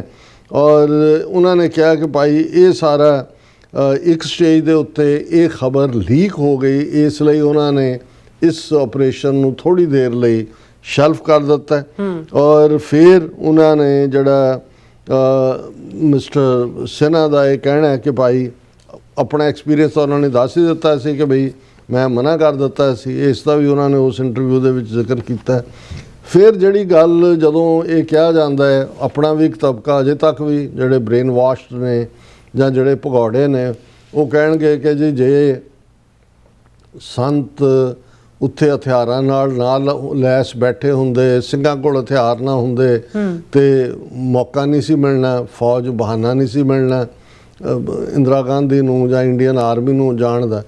ਹੁਣ ਇਸ ਦੇ ਉੱਤੇ SK ਸਿਨਹਾ ਦਾ ਇਹ ਕਹਿਣਾ ਹੈ ਕਿ ਵੀ ਦੁਨੀਆ ਭਰ ਦੇ ਵਿੱਚ ਇਹ ਅਸੂਲ ਹੈ ਕਿ ਭਾਈ ਇਹ ਜਦੋਂ ਤੁਸੀਂ ਇੰਡੀਆ ਦੀਆਂ ਫੌਜੀ ਤਿਆਰੀਆਂ ਨੂੰ ਮੱਦੇ-ਨਜ਼ਰ ਰੱਖਦੇ ਹੋ ਤੇ ਉਹ ਇਹ ਕਹਿੰਦੇ ਨੇ ਕਿ ਵੀ ਇਹਨਾਂ ਫੌਜੀ ਤਿਆਰੀਆਂ ਨੂੰ ਮੱਦੇ-ਨਜ਼ਰ ਰੱਖਦੇ ਹੋਏ ਜੇਕਰ ਸੰਤ ਜਰਨੈਲ ਸਿੰਘ ਭਿੰਡਰਾਂ ਵਾਲੇ ਤੇ ਉਸ ਦੇ ਆਦਮੀ ਹਰਮੰਦਰ ਸਾਹਿਬ ਦੀ ਰੱਖਿਆ ਆਪਣੇ ਬਲ ਨਾਲ ਕਰਨ ਦਾ ਫੈਸਲਾ ਕਰ ਲੈਂਦੇ ਹਨ ਤਾਂ ਕੋਈ ਵੀ ਉਹਨਾਂ ਨੂੰ ਦੋਸ਼ ਨਹੀਂ ਦੇ ਸਕਦਾ ਤੇ ਨਾ ਹੀ ਦੋਸ਼ ਦੇਣਾ ਬਣਦਾ ਕਿ ਦੁਸ਼ਮਣ ਇੰਡੀਅਨ ਸਟੇਟ ਤਾਂ 2.5 ਸਾਲ ਤੋਂ ਤਿਆਰੀ ਕਰ ਰਹੀ ਹੈ ਕਰਨ ਦੀ, ਉਹ ਤਾਂ ਬਾਹਰ ਨਹੀਂ ਨਿਕਲੇ ਹੈ। ਉਹਨਾਂ ਨੇ ਆਪਣੇ ਥਾਂ ਨੂੰ, ਆਪਣੇ ਗੁਰੂ ਘਰ ਨੂੰ ਡਿਫੈਂਡ ਕਰਨਾ ਹੈ। ਜੇ ਕੋਈ ਹਮਲਾਵਰ ਤੁਹਾਡੇ ਵੱਲ ਹੋਣ ਜਾ ਰਿਹਾ ਹੈ ਤੇ ਫਿਰ ਤੁਹਾਡਾ ਇਹ ਹੱਕ ਬਣਦਾ ਹੈ ਕਿ ਤੁਸੀਂ ਆਪਣੇ ਆਪ ਨੂੰ ਡਿਫੈਂਡ ਕਰੋ। ਫਿਰ ਉਹਨਾਂ ਨੇ ਕਿਹਾ ਤੁਸੀਂ ਉਹ ਸਭ ਕੁਝ ਕਰਨ ਦੀ ਆਪਣੀ ਜ਼ਿੰਮੇਵਾਰੀ ਸਮਝਦੇ ਹੋ ਜਦੋਂ ਤੁਹਾਨੂੰ ਪਤਾ ਲੱਗਦਾ ਹੈ ਕਿ ਕੋਈ ਤੁਹਾਡੇ ਘਰ ਤੇ ਹਮਲਾ ਕਰਨ ਜਾ ਰਿਹਾ ਹੈ। ਤੇ ਇਸ ਮਾਮਲੇ ਵਿੱਚ ਤਾਂ ਘਰ ਸਿੱਖਾਂ ਦਾ ਸੰਸਾਰ ਵਿੱਚ ਸਭ ਤੋਂ ਪਵਿੱਤਰ ਧਾਰਮਿਕ ਸਥਾਨ ਸੀ ਦਰਬਾਰ ਸਾਹਿਬ। ਲੜਾਈ ਦਾ ਇਹ ਹੁਣ ਸਿਨਹਾ ਕਹਿ ਰਿਹਾ, ਲੜਾਈ ਦਾ ਇਹ ਮੰਨਿਆ ਗਿਆ ਸਿਧਾਂਤ ਹੈ ਕਿ ਤੁਹਾਨੂੰ ਸਾਰਿਆਂ ਨੂੰ ਆਪਣੇ ਹਥਿਆਰਾਂ ਦੀ ਤੁਲਨਾ ਆਪਣੇ ਵਿਰੋਧੀ ਦੇ ਹਥਿਆਰਾਂ ਨਾਲ ਅਤੇ ਉਸ ਦੀ ਗੋਲਾਬਾਰੀ ਤਾਕਤ ਨਾਲ ਕਰਨੀ ਹੁੰਦੀ ਹੈ। ਤੁਸੀਂ ਦੇਖਦੇ ਹੋ ਕਿ ਵੀ ਉਹਨਾਂ ਕੋਲ ਕੀ ਹੋਏਗਾ, ਅਸੀਂ ਕੀ ਕਰਾਂਗੇ। ਗਾਂਧੀ ਦੀ, ਇੰਦਰਾ ਗਾਂਧੀ ਦੀ ਇਹ ਦਲੀਲ ਸੀ ਕਿ ਸੰਤ ਪਿੰਡਾਂ ਵਾਲਿਆਂ ਨੇ ਪਿਛਲੇ 1 ਸਾਲ ਤੋਂ ਹਥਿਆਰ ਇਕੱਠੇ ਕੀਤੇ ਹੋਏ ਸਨ, ਪਰ ਕਾਫੀ ਬਾਅਦ ਵਿੱਚ ਕਿਹਾ ਕਿ ਜਦੋਂ ਉਸਨੇ ਆਪਣੇ ਆਪ ਹੀ ਦਰਬਾਰ ਸਾਹਿਬ ਅਤੇ ਹੋਰ ਗੁਰਦੁਆਰਿਆਂ ਤੇ ਹਮਲਾ ਕਰਨ ਦੀ ਯੋਜਨਾ ਬਣਾਈ, ਇਹ ਉਹਨੂੰ ਇੰਦਰਾ ਗਾਂਧੀ ਨੂੰ ਝੂਠਾ ਸਾਬਤ ਕਰ ਰਿਹਾ। ਅੱਛਾ। ਫਿਰ ਉਹਨਾਂ ਨੇ ਕਿਹਾ ਵੀ ਦਸੰਬਰ 1983 ਦੇ ਵਿੱਚ ਸੰਤ ਜੀ ਦੇ ਸਾਥੀਆਂ ਨੇ ਤੇਜਾ ਸਿੰਘ ਸਮੁੰਦਰੀ ਹਾਲ ਦੇ ਸਾਹਮਣੇ ਪਵਿੱਤਰ ਕੰਪਲੈਕਸ ਦੇ ਅੰਦਰ 2 ਮੋਰਚੇ ਪੁੱਟੇ, ਪਰ ਜਲਦੀ ਹੀ ਉਹਨਾਂ ਨੂੰ ਇਹਨਾਂ ਮੋਰਚਿਆਂ ਨੂੰ ਭਰਨ ਲਈ ਬਣਾ ਲਿਆ ਗਿਆ। ਟੋੜੇ ਨੇ ਔਰ ਦੂਸਰਿਆਂ ਨੇ ਕਿਹਾ ਵੀ ਨਹੀਂ, ਅਸੀਂ ਇਹਨਾਂ ਨੂੰ ਬਹਾਨਾ ਨਹੀਂ ਦੇਣਾ। ਉਹਨਾਂ ਨੇ ਇਹ ਦਸੰਬਰ 1983 ਜਦੋਂ ਕਿ ਇੰਡੀਅਨ ਆਰਮੀ ਚਕਰਾਤਾ, ਦੂਨ, ਜਮਨਾ, ਦੂਜੇ ਉਹ 1981 ਤੋਂ 1981 ਤੋਂ ਤਿਆਰੀਆਂ ਕਰ ਰਹੇ ਨੇ ਹਮਲੇ ਦੀਆਂ। ਅੱਛਾ।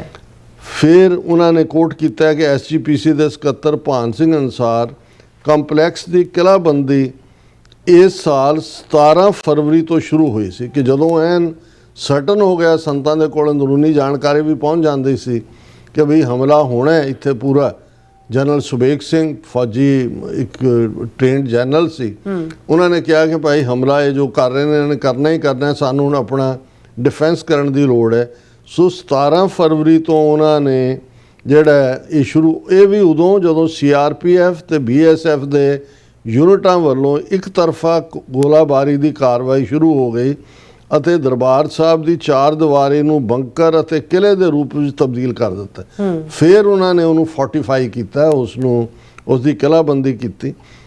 ਇਹ ਕਾਰਵਾਈ ਸਿੱਖਾਂ ਵੱਲੋਂ ਸਰਕਾਰ ਦੇ ਅਰਧ ਸੈਨਿਕ ਬਲਾਂ ਦੀ ਇੱਕ ਤਰਫਾ ਸੈਨਿਕ ਕਾਰਵਾਈ ਦਾ ਜਵਾਬ ਸੀ। ਇਹ ਫਿਰ ਉਹਨਾਂ ਨੇ ਕਿਹਾ ਕਿ ਭਾਈ ਫਿਰ CRPF ਤੇ BSF ਦੇ ਜਵਾਨਾਂ ਵੱਲੋਂ ਮਈ ਦੇ ਅੰਤ ਵਿੱਚ, ਹੁਣ 30-31 ਮਈ ਦਾ ਅਸੀਂ ਜ਼ਿਕਰ ਕਰਦੇ ਹਾਂ, ਹਰ ਰੋਜ਼ 10,000 ਗੋਲੀਆਂ ਗੁਰਦੁਆਰਾ ਸਾਹਿਬ ਵਿੱਚ ਮਾਰੀਆਂ ਜਾਂਦੀਆਂ ਸੀ, ਜੋ ਕਿ 1 ਹਫ਼ਤੇ ਤੋਂ ਜ਼ਿਆਦਾ ਚੱਲੀਆਂ, ਜਿਹਦੇ ਯਾਤਰੂ ਵੀ ਮਰਦੇ ਰਹੇ। ਉਦੋਂ ਤੱਕ ਵੀ ਸੰਤਾਂ ਨੇ ਕੋਈ ਜਵਾਬੀ ਉਹਨਾਂ ਦਾ ਸੀ ਕਿ ਵੀ ਕੋਈ ਅਸੀਂ ਫਾਇਰਿੰਗ ਨਹੀਂ ਕਰਨੀ ਜਵਾਬੀ। ਬਿਲਕੁਲ। ਜਿਸ ਦਾ ਮਕਸਦ ਖਾੜਕੂਆਂ ਦੇ ਸਹੀ ਟਿਕਾਣੇ ਦਾ ਪਤਾ ਲਗਾਉਣਾ ਤੇ ਕਿਸ ਕਿਸਮ ਦੇ ਹਥਿਆਰ ਉਹਨਾਂ ਨੇ ਰੱਖੇ ਨੇ ਉਸ ਦਾ ਪਤਾ ਉਹਨਾਂ ਦੀ ਜਵਾਬੀ ਗੋਲਾਬਾਰੀ ਤੋਂ ਲਗਾਉਣਾ ਸੀ, ਜਿਹੜਾ ਕਿ ਸਰਕਾਰ ਨੇ ਬਾਅਦ ਚ ਮੰਨਿਆ ਕਿ ਜੀ ਹਾਂ ਅਸੀਂ ਜਾਣਨਾ ਚਾਹੁੰਦੇ ਸੀਗੇ ਕਿ ਭਾਈ ਉਹਨਾਂ ਦੀਆਂ ਪੋਜੀਸ਼ਨਸ ਕੀ ਨੇ। ਪਰ ਇੱਧਰ ਵੀ ਟ੍ਰੇਨਡ ਜਨਰਲ ਸੁਬੇਗ ਸਿੰਘ ਦੀ ਕਮਾਂਡ ਸੀ ਔਰ ਉਹਨਾਂ ਨੇ ਕਿਹਾ ਵੀ ਤੁਸੀਂ ਕੋਈ ਜਵਾਬੀ ਫਾਇਰਿੰਗ ਨਹੀਂ ਕਰਨੀ, ਕਿਉਂਕਿ ਉਹ ਟੈਸਟ ਫਾਇਰ ਨੇ ਉਹਨਾਂ ਦੇ, ਉਹ ਦੇਖਣਾ ਚਾਹੁੰਦੇ ਨੇ ਵੀ ਤੁਹਾਡੀਆਂ ਪੋਜੀਸ਼ਨਸ ਕਿੱਥੇ ਕਿੱਥੇ ਨੇ। ਹੁਣ ਜਨਰਲ ਸਿਨਹਾ ਕਹਿੰਦਾ ਕੋਈ ਵੀ ਸਿੱਖ ਦਰਬਾਰ ਸਾਹਿਬ ਵਿੱਚ ਸੈਨਾਵਾਂ ਦਾ ਦਾਖਲਾ ਆਸਾਨੀ ਨਾਲ ਬਰਦਾਸ਼ਤ ਨਹੀਂ ਕਰ ਸਕਦਾ। ਇਹ ਉਹਨਾਂ ਦਾ ਪਵਿੱਤਰ ਕਰਤੱਵ ਹੈ, ਉਹ ਦੁਸ਼ਮਣ ਦੇ ਦੰਦ ਖੱਟੇ ਕਰਨ ਤੇ ਇਸ ਮਕਸਦ ਲਈ ਲੜਦੇ ਲੜਦੇ ਆਪਣੇ ਜੀਵਨ ਦੀ ਕੁਰਬਾਨੀ ਦੇ ਦੇਣ। ਕਿ ਇਹ ਸਿੱਖਾਂ ਦੇ ਲਈ ਇਹ ਫਖਰ ਵਾਲੇ ਇਹ ਸੰਤ ਜੀ, ਇਹੋ ਸੰਤ ਜੀ ਤੇ ਉਹਨਾਂ ਦੇ ਸਾਥੀਆਂ ਨੇ ਕੀਤਾ। ਸਿੱਖ ਆਪਣੀ ਬਹੁਤ ਹੀ ਵਧੀਆ ਬਹਾਦਰੀ ਦੀ ਮਰਿਆਦਾ ਨੂੰ ਕਾਇਮ ਰੱਖਦੇ ਹੋਏ ਅਖੀਰਲੀ ਗੋਲੀ ਤੇ ਅਖੀਰਲੇ ਸਾਹ ਤੱਕ ਦੁਸ਼ਮਣ ਨਾਲ ਲੜੇ। ਡਿਫੈਂਡ ਕਰਨ ਦਾ ਵੀ ਉਹਨਾਂ ਦਾ ਹੱਕ ਸੀ ਤੇ ਉਹਨਾਂ ਨੇ ਜਿਹੜੀਆਂ ਖਾਲਸਾਈ ਪਰੰਪਰਾਵਾਂ ਨੇ, fight to the last breath and bullet. ਫਿਰ ਉਹਨਾਂ ਨੇ ਕਿਹਾ ਕਿ ਭਾਈ ਇਹ ਸਾਰੇ ਨੂੰ ਜਿਹੜਾ ਇਹ ਬਿਲਕੁਲ ਜਸਟੀਫਾਈਡ ਹੈ ਜੋ ਕੁਝ ਉਹਨਾਂ ਨੇ ਕੀਤਾ। ਔਰ ਉਹਨਾਂ ਨੇ ਕਿਹਾ ਕਿ ਭਾਈ ਸੰਤ ਪਿੰਡਾਂ ਵਾਲਿਆਂ ਦੇ ਇਸ ਕਿਰਦਾਰ ਨੇ ਉਹਨਾਂ ਨੂੰ ਇੱਕ ਸਿੱਖਾਂ ਦਾ ਨਾਇਕ ਬਣਾ ਦਿੱਤਾ ਹੈ, ਜਿਹੜੇ ਪਹਿਲਾਂ ਸ਼ਾਇਦ ਕੁਝ ਉਹਨਾਂ ਦੀ ਸੋਚਣੀ ਨੂੰ ਪਸੰਦ ਨਹੀਂ ਵੀ ਕਰਦੇ ਸੀ। ਉਸ ਕੁਰਬਾਨੀ ਤੋਂ ਬਾਅਦ ਉਹਨਾਂ ਨੂੰ ਬਾਬਾ ਦੀਪ ਸਿੰਘ, ਜਿਨ੍ਹਾਂ ਨੇ ਅਹਿਮਦ ਸ਼ਾਹ ਅਬਦਾਲੀ ਦੇ ਸਿੱਖ ਕਤਲੇਆਮ ਵਿਰੁੱਧ ਜੰਗ ਲੜਿਆ ਸੀ, ਦੇ ਬਰਾਬਰ ਦਾ ਸ਼ਹੀਦ ਦਾ ਦਰਜਾ ਦਿੱਤਾ। ਔਰ ਇਹ ਜਿਹੜੇ ਨੇ ਉਹਨਾਂ ਨੇ ਕਿਹਾ ਕਿ ਭਾਈ ਇਹ ਮੌਜੂਦਾ ਸਰਕਾਰ ਨੂੰ ਆਪਣਾ ਭਵਿੱਖ ਜੂਨ 5, 1984 ਦੇ ਘਟਨਾਕ੍ਰਮ ਦੇ ਪਛਤਾਪ ਵਿੱਚ ਬਿਤਾਉਣਾ ਚਾਹੀਦਾ ਕਿ ਵੀ ਦਿੱਲੀ ਸਟੇਟ ਨੂੰ ਜਿਹੜਾ ਹੈ ਉਹ ਰਿਪੈਂਟ ਕਰਨਾ ਚਾਹੀਦਾ। ਸੋ ਅਸੀਂ ਸਮਝਦੇ ਹਾਂ ਕਿ ਵੀ ਇਹ ਦੁਸ਼ਮਣ ਦਾ ਜਰਨੈਲ ਜਿਹੜਾ ਆਪਣੇ ਮੁਲਕ ਨਾਲ ਲਾਇਲ ਹੈ, ਉਹਨੇ ਜੋ ਗੱਲਾਂ ਕੀਤੀਆਂ ਕੋਈ ਇਹ ਨਹੀਂ ਹੈ ਕਿ ਕਿਸੇ ਨਾਲ ਕੋਈ ਖਾਲਿਸਤਾਨ ਦਾ ਹਮਾਇਤੀ ਹੈ। ਪਰ ਜਦੋਂ ਫੈਕਟਸ ਇਨਸਾਈਡ ਤੋਂ ਆਉਂਦੇ ਨੇ ਤੇ ਉਦੋਂ ਫਿਰ ਤੁਹਾਨੂੰ ਆਪਣਿਆਂ ਦੀਆਂ ਦਲੀਲਾਂ ਦੇਣ ਦੀ ਲੋੜ ਨਹੀਂ ਹੁੰਦੀ ਕਿ ਵੀ ਆਪਣੇ ਫਲਾਂ ਨੇ ਕੀ ਕਿਹਾ ਜਾਂ ਦੂਸਰੇ ਨੇ ਕੀ ਕਿਹਾ। ਔਰ ਇਹ ਕਿਸ ਲੈਵਲ ਦੀ ਇਹ ਨਸਲਕੁਸ਼ੀ ਔਰ ਇਸ ਘੱਲੂਘਾਰਾ ਔਰ ਇਸ ਨੇ ਅਲਟੀਮੇਟਲੀ ਖਾਲਿਸਤਾਨ ਦੇ ਰਾਹ ਨੂੰ ਪੱਧਰਾ ਕਰ ਦਿੱਤਾ। ਜਿਹੜਾ 1849 ਚ ਗਿਆ ਸਾਡਾ ਰਾਜ ਭਾਗ ਸੀ, ਭਾਈ ਮਹਾਰਾਜ ਸਿੰਘ ਨੂੰ ਛੱਡ ਕੇ ਜਿਹੜੇ ਇਮੀਡੀਏਟ ਬਾਅਦ ਜਿਨ੍ਹਾਂ ਨੇ ਸਿੱਖ ਰਾਜ ਦੀ ਬਹਾਲੀ ਲਈ ਝੰਡਾ ਚੁੱਕਿਆ ਸੀ। ਬਾਕੀ ਜਿਹੜੀਆਂ 98 ਸਾਲ ਮੂਵਮੈਂਟ ਚੱਲੀਆਂ, ਉਹ ਕੂਕਾ ਮੂਵਮੈਂਟ ਹੋਏ, ਉਹ ਗਦਰ ਲਹਿਰ ਹੋਏ, ਉਹ ਅਕਾਲੀ ਲਹਿਰ ਜਿਹੜੀ ਬਾਅਦ ਦੇ ਵਿੱਚ ਇੰਡੀਅਨ ਨੈਸ਼ਨਲ ਕਾਂਗਰਸ ਦੇ ਖਾਤੇ 'ਚ ਪਈ, ਜਾਂ ਉਹ ਜਿਹੜੀ ਹੈ ਉਹ ਸ਼ਹੀਦ ਭਗਤ ਸਿੰਘ ਜਾਂ ਰੈਵੋਲੂਸ਼ਨਰੀਜ਼ ਦੀ, ਉਹ ਸਾਰੀ ਇੰਡੀਅਨ ਨੈਸ਼ਨਲਿਜ਼ਮ ਦੇ ਖਾਤੇ 'ਚ ਸੀ। ਲਗਭਗ 1.5 ਸਦੀ ਬਾਅਦ ਸੰਤ ਜਰਨੈਲ ਸਿੰਘ ਖਾਲਸਾ ਪਿੰਡਾਂ ਵਾਲਿਆਂ ਨੇ ਫੋਕਸ ਖਾਲਸਾ ਰਾਜ ਦੇ ਉੱਤੇ ਕਰਵਾਇਆ, ਔਰ ਉਹਨਾਂ ਦੇ ਹੀ ਇਹ ਅਲਫਾਜ਼ ਕਿ ਵੀ ਜਿਸ ਦਿਨ ਭਾਰਤੀ ਫੌਜ ਦੇ ਪੈਰ ਦਰਬਾਰ ਸਾਹਿਬ ਦੀ ਹਦੂਦ 'ਚ ਪਏ, ਖਾਲਿਸਤਾਨ ਦੀ ਨੀਂਹ ਰੱਖੀ ਜਾਵੇਗੀ।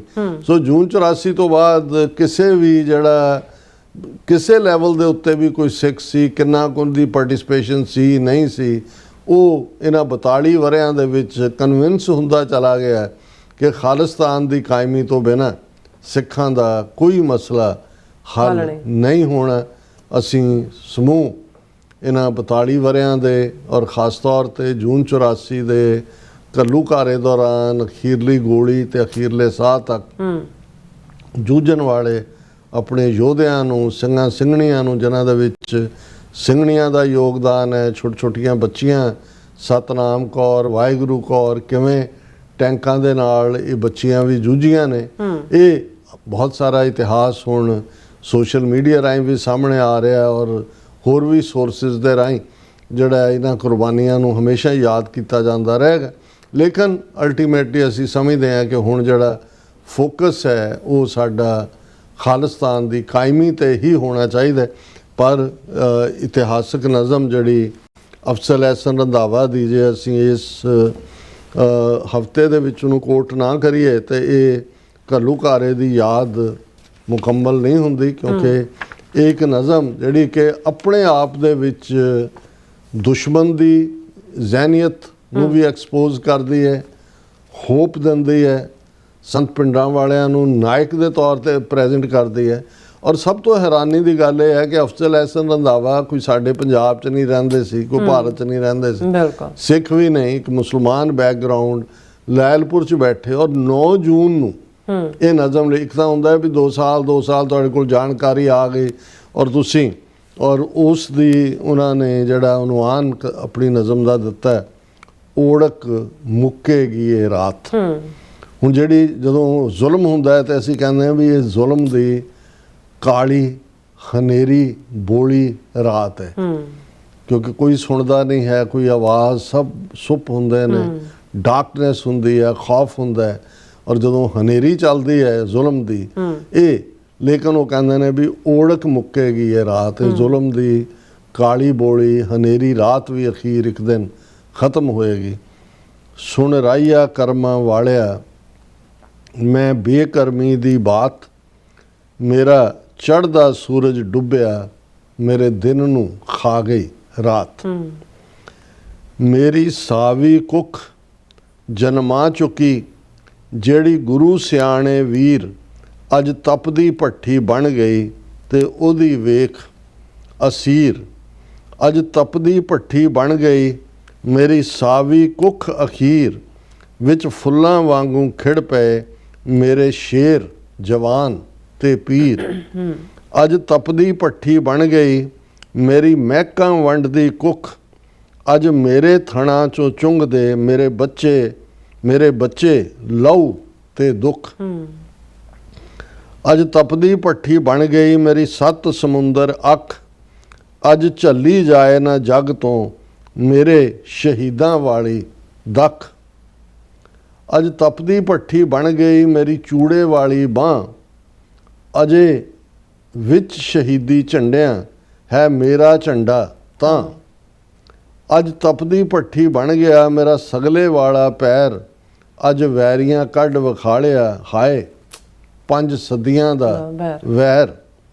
ਅੱਜ ਤਪਦੀ ਭੱਠੀ ਬਣ ਗਈ ਮੇਰੀ ਦੁੱਧਾਂ ਵੰਡਦੀ ਛਾਤ, ਮੈਂ ਆਪਣੀ ਰੱਤ ਵਿੱਚ ਡੁੱਬ ਗਈ ਪੁੱਤਰ ਬਾਹਰ ਨਾ ਮਾਰੀ ਝਾਤ। ਅੱਜ ਤਪਦੀ ਭੱਠੀ ਬਣ ਗਿਆ ਮੇਰਾ ਮੱਖਣ ਜਿਹਾ ਸਰੀਰ, ਮੈਂ ਕੁੱਖ ਸੜੀ ਵਿੱਚ ਸੜ ਮਰੇ ਮੇਰੇ ਰਾਂਝਾ ਮੇਰੀ ਹੀਰ। ਅੱਜ ਤਪਦੀ ਭੱਠੀ ਬਣ ਗਿਆ ਮੇਰਾ ਢਲਕਾਂ ਮਾਰਦਾ ਰੰਗ, ਮੈਂ ਮਰ ਜਾਣੀ ਵਿੱਚ ਸੜ ਗਿਆ ਅੱਜ ਮੇਰਾ ਇੱਕ ਇੱਕ ਅੰਗ।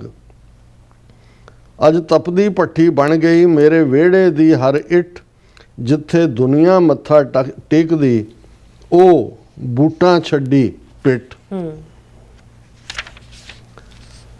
ਮੇਰੇ ਬੁਰਜ ਮਨਾਰੇ ਢਾ ਦਿੱਤਾ ਤਖਤ ਅਕਾਲ, ਮੇਰਾ ਸੋਨੇ ਰੰਗਾ ਰੰਗ ਅੱਜ ਮੇਰੇ ਲਹੂ ਨਾਲ ਲਾਲੋ ਲਾਲ। ਮੇਰੇ ਖੁੱਬੀਆਂ ਟੈਂਕਾਂ ਮੀਡੀਆਂ, ਮੇਰੀ ਲੂਹੀ ਬੰਬਾਂ ਗੁੱਤ, ਮੇਰੇ ਕੁੱਛੜ ਅੰਨੀਆਂ ਗੋਲੀਆਂ ਭੁੰਨ ਸੁੱਟੇ ਮੇਰੇ ਪੁੱਤ। ਮੇਰਾ ਸਾਲੂ ਰਾਤ ਸੁਹਾਗ ਦਾ ਹੋਇਆ ਇੱਦਾਂ ਲੀਰੋ ਲੀਰ, ਜਿਵੇਂ ਕਿਰਚੀ ਹੋ ਗਈ ਮੇਰੀ ਸ਼ੀਸ਼ੇ ਦੀ ਤਸਵੀਰ। ਮੇਰਾ ਸ਼ੇਰ ਬਹਾਦਰ ਸੂਰਮਾ, ਜਰਨੈਲਾਂ ਦਾ ਜਰਨੈਲ, ਉਸ ਮੌਤ ਵਿਆਹੀ ਹੱਸ ਕੇ ਉਹਦੇ ਦਿਲ ਤੇ ਰਤਾ ਨਾ ਮੈਲ।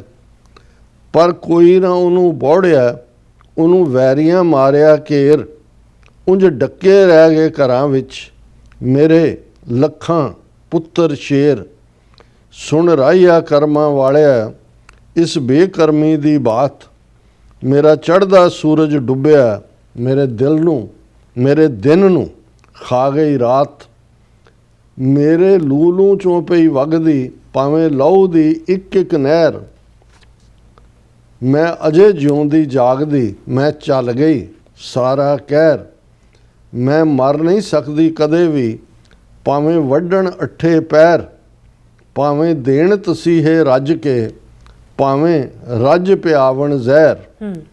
ਮੇਰੇ ਪੁੱਤਰ ਸਾਗਰ ਜ਼ੋਰ ਦਾ ਹਰ ਬਾਂਹ ਇੱਕ ਲਹਿਰ, ਮੇਰੇ ਪੁੱਤਰ ਪਿੰਡੋ ਪਿੰਡ ਨੇ ਮੇਰੇ ਪੁੱਤਰ ਸ਼ਹਿਰੋ ਸ਼ਹਿਰ। ਮੇਰੀ ਉਮਰ ਕਿਤਾਬ ਦਾ ਵੇਖ ਲੈ ਤੂੰ ਹਰ ਇੱਕ ਵਰਕਾ ਪੜ੍ਹ, ਜਦੋਂ ਭਾਰੀ ਬਣੀ ਹੈ ਮਾਂ ਤੇ ਮੇਰੇ ਪੁੱਤਰ ਆਏ ਚੜ੍ਹ। ਪੜ੍ਹ ਕਿੰਨੀ ਵਾਰੀ ਮਾਂ ਤੋਂ ਉਹਨਾਂ ਵਾਰੀ ਆਪਣੀ ਜਾਨ, ਪੜ੍ਹ ਕਿਸ ਦਿਨ ਆਪਣੀ ਮਾਂ ਦਾ ਉਹਨਾਂ ਨਹੀਂ ਸੀ ਰੱਖਿਆ ਮਾਣ। ਸੁਣ ਰਾਹੀਆ ਰਾਹੇ ਜਾਂਦਿਆਂ ਤੂੰ ਲਿਖ ਰੱਖੀ ਇਹ ਬਾਤ, ਮੇਰਾ ਡੁੱਬਿਆ ਸੂਰਜ ਚੜ੍ਹੇਗਾ ਓੜਕ ਮੁੱਕੇਗੀ ਇਹ ਰਾਤ। ਹੁਣ ਇਹ ਆਪਣੇ ਆਪ ਦੇ ਵਿੱਚ ਜੋ ਦਰਜਾ ਇਹ ਨਜ਼ਮ ਰੱਖਦੀ ਹੈ, ਇਹਨੂੰ ਤੁਸੀਂ ਬਿਆਨ ਹੀ ਨਹੀਂ ਸਕਦੇ। ਤੁਸੀਂ ਜਿੰਨੀ ਵਾਰੀ ਪੜ੍ਹੋਗੇ, ਜਿਸ ਡੂੰਘਾਈ ਜਿਹਦੇ 'ਚ ਇਤਿਹਾਸ ਹੈ, ਸਾਈਕੋ ਹਿਸਟਰੀ ਹੈ, ਰੈਜ਼ੀਲੀਅੰਸ ਹੈ, ਦੁਸ਼ਮਣ ਦੇ ਜ਼ੁਲਮਾਂ ਦੀ ਕਹਾਣੀ ਹੈ, ਅੰਤਾਂ ਦੀ ਸ਼ਰਧਾ ਹੈ ਔਰ ਇਹ ਫੇਥ ਹੈ ਕਿ ਅਲਟੀਮੇਟਲੀ ਖਾਲਸਾ ਖਲੋਏਗਾ। ਜਿਹੜੀ ਵਕਤ ਦੀ ਕਹਾਣੀ ਹੈ ਉਹ ਬਿਆਨ ਕਰਦੀ ਹੈ ਕਿ ਇਹ ਘਰ ਬਹਿਣ ਵਾਲੇ ਨਹੀਂ ਨੇ ਔਰ ਇਹ ਜ਼ੁਲਮ ਦੀ ਕਾਲੀ ਬੋਲੀ ਹਨੇਰੀ ਰਾਤ ਨੂੰ ਮੁਕਾ ਕੇ ਅਲਟੀਮੇਟਲੀ ਸੱਚ ਹੱਕ ਇਨਸਾਫ ਦਾ ਸੂਰਜ ਚੜ੍ਹੇਗਾ। ਤੇ ਦੂਸਰੀ ਨਜ਼ਮ ਜਿਹੜੀ ਕਿ ਭਾਈ ਸੰਤੋਖ ਸਿੰਘ ਪਾਉ ਜੀ ਨੇ ਬਰੀਫ ਭੇਜੀ ਹੈ, ਜੋ ਕਿ ਮੌਕੇ ਮੁਤਾਬਕ ਹੈ ਅੱਜ ਦੇ, ਉਸ ਨੂੰ ਅਸੀਂ ਸ਼ੇਅਰ ਕਰਦੇ ਹਾਂ। ਉਹਨਾਂ ਨੇ ਕਿਹਾ, ਜ਼ਿੰਦਾ ਦਿਲ ਲੋਕ, ਮੌਤ ਯੋਧਿਆਂ ਨੂੰ ਇੱਕ ਵਾਰ ਆਉਂਦੀ, ਪੱਤ ਲੱਥੀ ਤੇ ਲੋਕ ਰੋਜ਼ ਮਰਦੇ। ਮੌਤ ਯੋਧਿਆਂ ਨੂੰ ਇੱਕ ਵਾਰ ਆਉਂਦੀ, ਪੱਤ ਲੱਥੀ ਤੇ ਲੋਕ ਰੋਜ਼ ਮਰਦੇ। ਜਿਹੜੀ ਕੌਮ ਵਿੱਚ ਹੋਵੇ ਅਣਖ ਜਿਉਂਦੀ, ਕਦੇ ਮੌਤ ਕੋਲੋਂ ਉਹ ਨਹੀਂ ਡਰਦੇ। ਜਿਉਣਾ ਅਣਖ ਨਾਲ ਕੰਮ ਯੋਧਿਆਂ ਦਾ, ਅਣਖੀ ਲੋਕ ਨਹੀਂ ਪਿੱਛੇ ਪੈਰ ਕਰਦੇ। ਜ਼ਿੰਦਾ ਦਿਲਾਂ ਦੀ ਜ਼ਿੰਦਗੀ ਖੇਡ ਹੁੰਦੀ, ਚੋਲਾ ਲਾ ਕੇ ਦੂਜੇ ਪ੍ਰਵੇਸ਼ ਕਰਦੇ। ਜਬ ਆਵ ਕੀ ਔਦ ਨਿਧਾਨ ਬਣੇ, ਫੜ ਕੇ ਖੰਡਾ ਮੈਦਾਨ ਵਿੱਚ ਆ ਖੜ੍ਹਦੇ। ਜਿਹਦੀ ਯਾਰੀ ਅਕਾਲ ਦੇ ਨਾਲ ਹੋਵੇ, ਉਹਦੇ ਸਾਹਮਣੇ ਜ਼ਾਲਮ ਨਹੀਂ ਅੜਦੇ। ਸੱਚ ਅੱਗੇ ਨਹੀਂ ਝੂਠ ਖਲੋ ਸਕਦਾ, ਸੱਚ ਅੱਗੇ ਨਹੀਂ ਝੂਠ ਖਲੋ ਸਕਦਾ। ਸ਼ਰਪ ਆਉਂਦੇ ਨਹੀਂ ਸਾਹਮਣੇ ਦੀਪ ਜਗਦੇ। ਸੱਤਾਂ ਪਤਣਾ ਦੇ ਜਿਹੜੇ ਹੋਣ ਤਾਰੂ, ਉਹੀ ਅਟਕ ਦਰਿਆ ਨੂੰ ਪਾਰ ਕਰਦੇ। ਜਿਹੜੀ ਕੌਮ ਵਿੱਚ ਜੰਗਾਂ ਦੇ ਹੋਣ ਜੇਤੂ, ਸੁਬੇਗ ਸਿੰਘ ਵਰਗੇ ਵੈਰੀ ਨੂੰ ਝਾੜ ਛੱਡਦੇ, ਕਿਰਦਾਰ ਬਿਪਰਾਂ ਦਾ ਪਿੱਠ ਵਿੱਚ ਛੁਰਾ ਮਾਰੇ, ਅਣਖ ਲੋਕ ਜੋ ਸਾਹਮਣੇ ਜਾ ਵੱਜਦੇ। ਇੰਦਰਾ ਵੈਦਿਆ ਬੇਅੰਤੇ ਬੁੱਚੜਾਂ ਨੂੰ ਵੇਖਿਆ ਨਰਕਾਂ ਦੀ ਗੱਡੀ ਕਿਵੇਂ ਚੜ੍ਹਦੇ। ਯੋਧੇ ਹੁੰਦੇ ਪੰਜਾਬ ਵਿੱਚ ਰਹਿਣ ਪੈਦਾ, ਭਾਊ ਸਤਿਗੁਰਾਂ ਅੱਗੇ ਅਰਦਾਸ ਕਰਦੇ। ਬਿਲਕੁਲ, ਸੋ ਨਾਈਸ। ਸੋ ਡਾਕਟਰ ਸਾਹਿਬ ਤੁਹਾਡਾ ਬਹੁਤ ਬਹੁਤ ਸ਼ੁਕਰੀਆ। ਸੋ ਹੱਥ ਲੈਣ ਬ੍ਰੇਕ ਤੇ ਜਾਣ ਤੋਂ ਪਹਿਲਾਂ ਅਸੀਂ ਆਪਣੇ ਦਰਸ਼ਕਾਂ ਤੇ ਸਰੋਤਿਆਂ ਨੂੰ ਅਪੀਲ ਤੇ ਬੇਨਤੀ ਕਰਦੇ ਵਿਊਅਰਸ ਆ, ਜਿਸ ਤਰ੍ਹਾਂ ਕਿ ਤੁਸੀਂ ਜਾਣਦੇ ਹੋ ਕਿ TV 84 ਇੱਕ ਪੰਥਕ ਚੈਨਲ ਹੈ। TV 84 ਦੀ ਚੜ੍ਹਦੀ ਕਲਾ ਲਈ ਵੱਧ ਤੋਂ ਵੱਧ ਡੋਨੇਟ ਕਰੋ। ਡੋਨੇਟ ਕਰਨ ਲਈ ਸਾਡੀ ਵੈਬਸਾਈਟ tv84.tv ਤੇ ਜਾ ਕੇ ਪੇਪਲ ਦੀ ਵਰਤੋਂ ਕਰਕੇ ਵਨ ਟਾਈਮ ਡੋਨੇਟ ਕਰ ਸਕਦੇ ਹੋ, ਮੰਥਲੀ ਡੋਨੇਟ ਵੀ ਕਰ ਸਕਦੇ ਹੋ। ਤੁਸੀਂ TV 84 ਦੇ ਨਾਮ ਤੇ ਚੈੱਕ ਬਣਾ ਕੇ ਸਾਨੂੰ ਮੇਲ ਵੀ ਕਰ ਸਕਦੇ ਹੋ ਸਾਡੇ ਇਸ ਪਤੇ ਤੇ 36-01 37th Avenue, Long Island City, New York 11101 USA, ਜਾਂ ਫਿਰ ਤੁਸੀਂ ਸਾਨੂੰ ਫੋਨ ਰਾਹੀਂ ਵੀ ਸੰਪਰਕ ਕਰ ਸਕਦੇ ਹੋ 5166191984। ਤੁਸੀਂ ਸਾਨੂੰ ਈਮੇਲ ਵੀ ਕਰ ਸਕਦੇ ਹੋ info@tv84.tv ਤੇ। ਅਸੀਂ ਤੁਹਾਡੇ ਤਹਿ ਦਿਲ ਤੋਂ ਸ਼ੁਕਰਗੁਜ਼ਾਰ ਹੋਵਾਂਗੇ। ਇਸ ਵਕਤ ਲੈਣੇ ਬ੍ਰੇਕ ਆ ਵਿਊਅਰਸ, ਤੁਸੀਂ ਇਸੇ ਤਰ੍ਹਾਂ ਬੜੇ ਰਹਿਣਾ। ਮਿਲਦੇ ਆ ਆਫਟਰ ਦਿਸ ਸ਼ਾਰਟ ਬ੍ਰੇਕ।